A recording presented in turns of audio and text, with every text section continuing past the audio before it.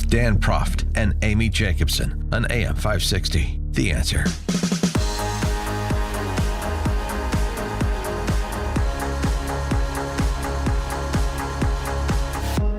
Good morning, Dan and Amy. I often cite Victor Davis Hanson just generally, but I often cite this observation specifically. I think he did the best job crystallizing in a single sentence the Trump revolution in 2016.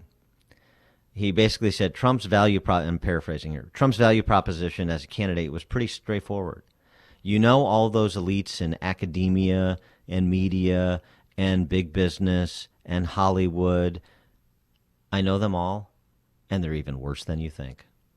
And implicit you said in that many times. Yeah, and implicit in that was, and I'm the guy that's going to challenge those institutions that are failing you. Not just failing you, that are antagonistic towards you, your values, and your interests. And then Trump basically proved VDH right by setting about to do just that through most of his presidency. I think it's an observation that has only become more clear since Trump, both in terms of Trump's proper market positioning as well as in terms of where America really is at as they take a hard look at the people in charge of these institutions that have so much impact on their lives. And so it's always a pleasure to talk to Victor Davis Hanson, who has got a new book out. He's at the Hoover Institution, of course. He's a longtime classicist professor at California State University. The new book, VDH, pick it up. You should read everything VDH writes, books, columns. The book, The Dying Citizen, How Progressive Elites, Tribalism, and Globalization Are Destroying the Idea of America. And it is out now, The Dying Citizen. Victor Davis Hanson, thanks so much for joining us again. Appreciate it. Thank you for having me. You gave this interview, wide-ranging interview with Tucker Carlson the other day. We talked about it a bit yesterday, talking about why you left National Review recently after 20 years, and just sort of talking generally how that's illustrative of the divide among those who identify as conservatives within the Republican Party at present. And I wonder where you think this goes. Some of those never-Trumpers at National Review and some of the establishment conservatives and just establishment Republicans in D.C. versus people that were sort of appreciative that Trump didn't just know some of the words, he was actually hearing the music. Yeah, that was a weird interview. I had a long hour talk, and he just popped that out of nowhere, and I kind of gave a nonchalant answer. I didn't think it was very interesting what I did, but that kind of had a lot of play. And I guess what I was trying to say was that I didn't know what the National Review was going to do when Biden was. I could see that if Trump lost, then what are all of these conservatives going to do? I mean, now I think that you and I and a lot of your audience, if you look at some of the things the National Review is writing on abortion, foreign policy, critical race theory, the border, they agree with the MAGA agenda. So that sort of demands a question, well, what was the only anecdote to prevent what we had? And wasn't that within our power? And yet we didn't exercise that. And so I think that sums up the crisis of all the never-Trumpers. They said that Donald Trump's means or his attitude or his language were so uncouth that they would nullify even an efficient implementation of a very good conservative agenda, maybe a better one, far better than what Romney or McCain envisioned. And I just don't think people in the middle of the country or most conservatives had that luxury. I just don't think they thought, wow, everything is going pretty well, and I'll give up my conservative, views, and I won't try to improve on Obama's very radical views with a conservative message because I'm kind of offended by what Donald Trump says or does. And I can say that because compared to what Joe Biden says about race or what Barack Obama did, Trump is far more crude. And I don't think that was a convincing argument. And as far as your... I'm sorry, go ahead. I'm sorry. Well, I was just going to say, so, I thought I knew the answer to this question, but I'm not sure I do.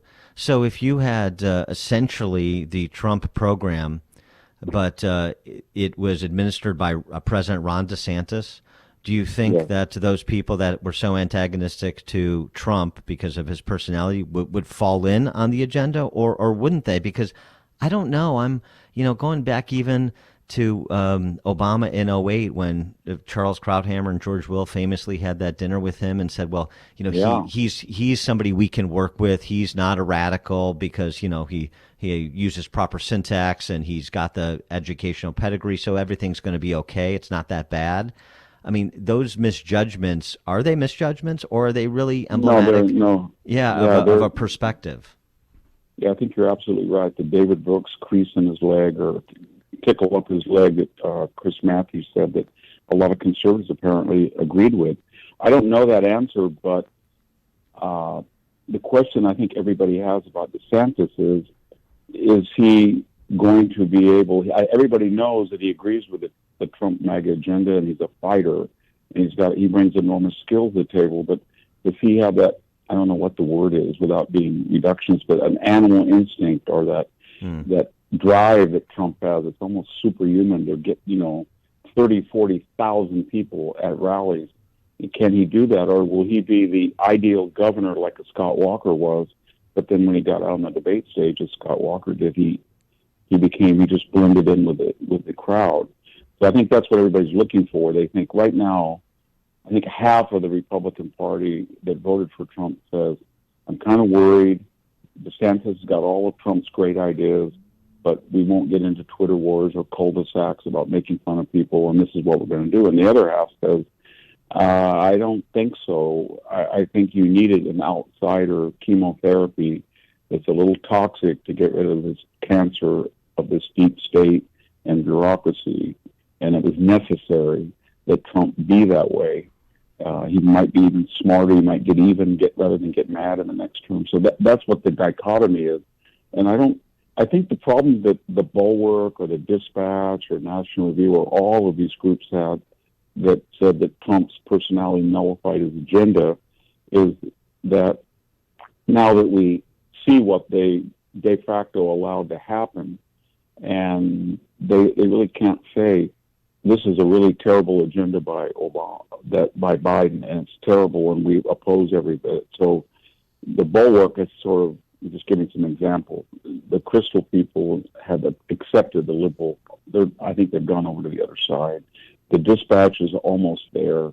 I think National Review is saying, well, we're not quite there yet, but we're kind of orphaned. So we're kind of conservative, and we'd like to join the conservatives again, but if Trump were to be the masthead, we wouldn't.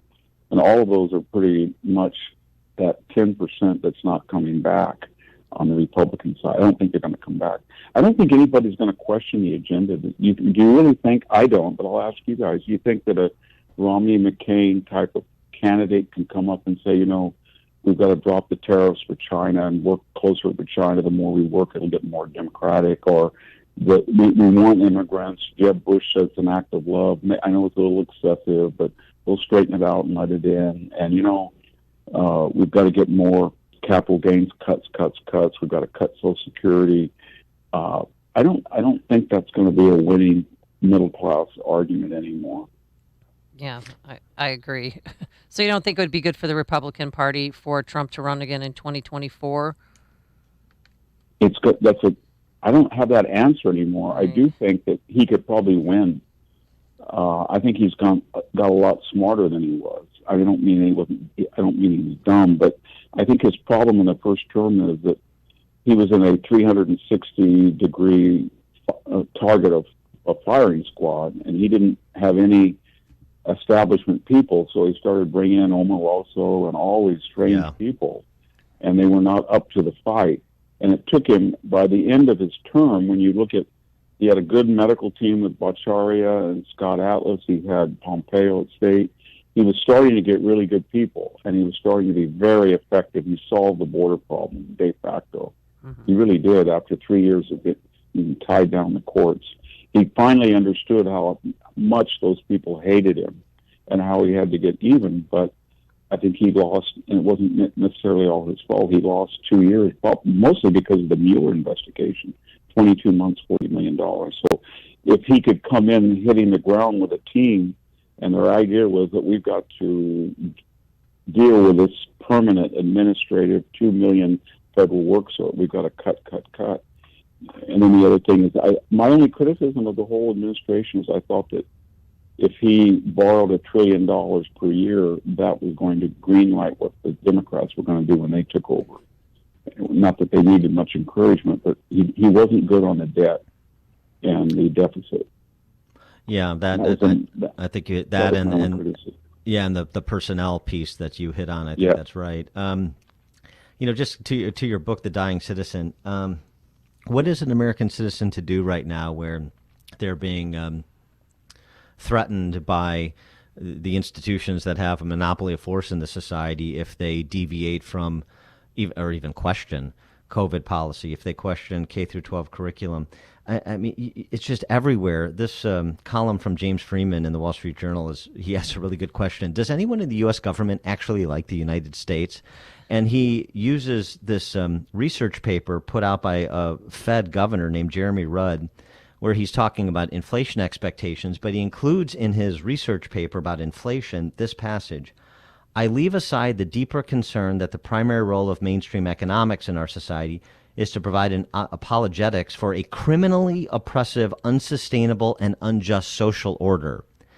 Everybody's a Marxist revolutionary, even Fed governors these days. Yeah, we have this word theory. It's legal theory, critical race theory, and now we have new monetary theory. And the idea, when you add that suffix theory, is that it doesn't work. So in the old days, we said if you spent all this money and you didn't have the revenue, then you're going to borrow, and then you'd have permanent lower interest rates. That would cause inflation, and then you'd have to raise interest rates, and you get a big recession. And these people came along and said, we're immune from all that. Now we know that we're not. Same thing with critical race theory. We know that if you start discriminating against people or using racism to combat racism, you're a racist. Same thing with critical legal theory. If you say that it's all a construct of white Christian heterosexual males and it doesn't reflect natural norms, then you get something like we're seeing in our big cities. So I think what's happening, I don't know if we're there yet with peak wokeism, but this whole edifice is collapsing. It doesn't work, whether it's the homeless or the border or the tensions among race or these big cities that are collapsed, or this pathetic Dr. Fauci says one day, everybody's got to be vaccinated, but I don't know whether the science is accurate. When you have COVID, you have better antibodies, but even if you have better antibodies than you would vax, you still got to get vaxxed. And people say, well, if I vaxxed and I didn't have COVID, maybe I should get COVID too, since you say we need both. It's just Alice in Wonderland, and it changes every day.